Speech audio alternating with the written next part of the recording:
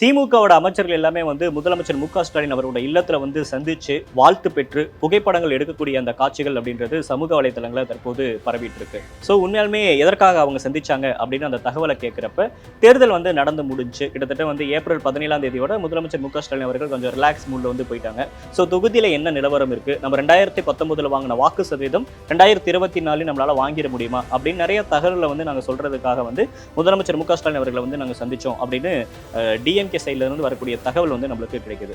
ஆனா உண்மையாலுமே என்ன நடக்க போகுது அப்படின்னா ஜூன் 4ஆம் தேதி, அதாவது இந்த ரிசல்ட்டுக்கு அப்புறம் தமிழக அமைச்சரவையில ஒரு மாற்றம் வரப்போகுது அப்படின்னு தகவல் நம்மளுக்கு கிடைச்சிருக்கு. ஏன்னா இன்னும் சட்டமன்ற தேர்தலுக்கு இன்னும் 2 வருடங்கள் தான் இருக்கக்கூடிய நிலையில நிறைய இடங்கள்ல ஒரு சில அதிருப்திகள் திமுக அரசு மேல இருக்கு. ஸோ அதையெல்லாம் சரி செஞ்சுட்டு சீனியர்களா இருக்கக்கூடியவங்களுக்கு எல்லாம் வாய்ப்புகள் அவங்களெல்லாம் கொஞ்சம் ரிலாக்ஸா உட்கார வச்சுட்டு புதியவர்களுக்கு வாய்ப்புகள் கொடுக்கணும். குறிப்பா கொங்கு மண்டலத்துல இருக்கக்கூடியவங்களை புரி வச்சு அமைச்சரவைகளில் கொடுத்தாதான் நம்ம கொங்கு பகுதியில் இன்னும் கூட நம்ம திமுக வலுவாக இருக்க முடியும் அப்படின்னு திமுக தலைமை முடிவு செஞ்சிருக்கதா சொல்லப்படுது. ஸோ உண்மையாலுமே ஜூன் 4ஆம் தேதி என்ன நடக்க போகுது அப்படின்றத நம்ம விரிவாக பார்க்கலாம்.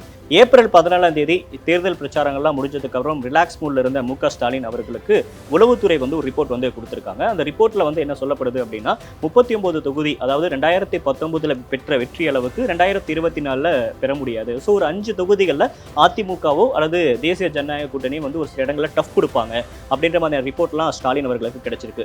உடனடியாக பொறுப்பு அமைச்சர்கள்லாம் இருக்காங்க இல்லையா, அவங்க ஒவ்வொரு பகுதியிலும் திமுக பொறுப்பு அமைச்சர்களை இந்த முறை நியமிச்சிருந்தாங்க. குறிப்பாக சொல்லணும் அப்படின்னா மேற்கு மண்டலம், அதாவது கொங்கு மண்டலத்தில் பொறுத்த வரைக்கும் அமைச்சர் மூர்த்தி, வெள்ளக்கோயில் சாமிநாதன், டிஆர்பி ராஜா அப்படின்ற அமைச்சர்களையும், தென் மாவட்டங்களை பொறுத்த வரைக்கும் ஐ பெரியசாமி, பழனிவேல் தியாகராஜன் போன்ற அமைச்சர்களையும், சென்னையில் பொறுத்த வரைக்கும் மாசு, சேகர் பாபு போன்ற அமைச்சர்கள் எல்லாமே பொறுப்பு அமைச்சர்களாக போட்டிருந்தாங்க. ஸோ அவங்க எல்லாருக்கிட்டையும் நேரடியாக ஃபோன் பண்ணி பேசின ஸ்டாலின் அவர்கள் என்ன நடக்குது, உண்மையாலுமே நம்ம கான்ஃபிடென்ட்டாக இருக்கலாமா அப்படின்னு கேட்டிருக்காங்க. அவங்க எல்லாமே இந்த கருத்து கணிப்புகள் உளவுத்துறை கொடுத்த ரிப்போர்ட்லாம் நம்ப வேணாம், நம்ம ரொம்ப ஸ்ட்ராங்காக தான் இருப்போம் அப்படின்ற தகவலை ஸ்டாலின் அவர்களுக்கு சொல்லியிருக்காங்க. ஸோ இப்போ வரக்கூடிய இந்த 2024 நாடாளுமன்ற தேர்தலை தவிர்த்து 2026 சட்டமன்ற தேர்தலுக்கு இன்னும் 2 வருடங்கள் தான் இருக்கு. இப்போ நிறைய இடங்கள்ல திமுக அந்த பிரச்சாரத்துக்கு போறப்ப திமுக கவர்மெண்டோட மின்சார கட்டண உயர்வு, வேங்கவேல் விவகாரம், லா அண்ட் ஆர்டர், சொத்து வரி உயர்வு போன்ற பிரச்சனைகள் மக்கள் மத்தியில் ஒரு மிகப்பெரிய ஒரு அதிருப்தியை ஏற்படுத்தி இருக்கு. ஸோ இந்த அதிருப்தி 2026 சட்டமன்ற தேர்தலில் என்ன வேணாலும் நடக்கலாம். ஸோ இது எல்லாமே தவிர்க்கிறதுக்கு என்ன பண்ணலாம் அப்படின்னு பார்க்குறப்ப ஸோ அமைச்சரவையில் ஒரு சில மாற்றங்களை கொண்டு வரலாம் அப்படின்னு திமுக தலைவர் மு.க.ஸ்டாலின் முடிவு செஞ்சிருக்கிறதா சொல்லப்படுது. அதற்கு அவங்க சொல்லக்கூடிய காரணம், திமுகவில் தற்போது வட தமிழகத்தில் ரொம்ப வலுவான அமைச்சர்களாக இருக்கக்கூடிய, நான் அந்த பேர் சொல்ல விரும்பல, பட் வலுவான அமைச்சர்களாக இருக்கக்கூடிய சீனியர் அமைச்சர்கள் மேல முதலமைச்சர் மு.க.ஸ்டாலினுக்கு ஒரு பெரிய அதிருப்தி இருக்கு. ஏன்னா இப்போ நடந்து முடிஞ்ச நாடாளுமன்ற தேர்தல் பிரச்சாரத்திலையும் இவங்க 3 பேரும் அந்த அளவுக்கு ஒரு ஆக்டிவா இல்லை, அதனால இவங்களை மாத்திட்டு புதியவர்களுக்கு வாய்ப்பு கொடுக்கலாம் அப்படின்னு அவங்க யோசிச்சிருக்கதா சொல்லப்படுது. அதே மாதிரி கொங்கு மண்டலத்தில் குறி வச்சு கொங்கு மண்டலத்தில் நிறைய அமைச்சர்களுக்கு வாய்ப்புகள் கொடுத்தாதான் கொங்கு மண்டலத்தில் நம்மளோட ஓட் பேங்க் அதிகமாகும். ஸோ அதை குறி வச்சு அங்க இருக்கக்கூடிய அமைச்சர்களுக்கு வாய்ப்புகள் கொடுக்கலாம் அப்படின்னு முடிவு செஞ்சிருக்கதாகவும் சொல்லப்படுது. சேம் டைம் உதயநிதி அவர்களும் தனக்கு நெருக்கமான இருக்கக்கூடியவங்களுக்கு வாய்ப்புகள் கொடுங்க, அப்பதான் கட்சிக்கும் நல்லது, எதிர்காலம் வரக்கூடிய தேர்தலுக்கும் ரொம்ப நன்றாக இருக்கும், புதியவர்களுக்கான வாய்ப்புகள் கொடுத்தாதான் கட்சி இன்னும் ஆக்டிவா இருக்கும் அப்படின்னு உதயநிதி தரப்பும் மு.க.ஸ்டாலின் அவர்கள்ட்ட சொல்றதா சொல்லப்படுது.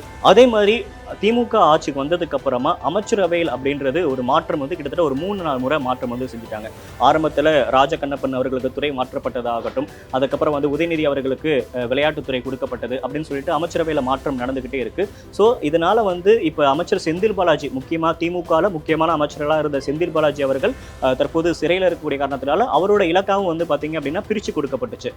அந்த பிரச்சனைகள் எல்லாமே கூடுதல் பழுவா மற்ற அமைச்சர்களுக்கு மாறி இருக்கு. குறிப்பாக இப்போ எடுத்துக்காட்டா தங்கம் தென்னரசு பார்த்தீங்க அப்படின்னா அவர் மின்சாரமும் பார்க்குறாரு, சேம் டைம் நிதி அமைச்சராகவும் இருக்கிறாரு. ஸோ 2 முக்கியமான போர்ட்ஃபோலியோவை ஒரே அமைச்சர் பார்க்கறது அப்படின்றது ஒரு பெரிய சிரமத்தை உள்ளாக்கும். ஸோ அதில் நிறைய லேக் இருக்கு.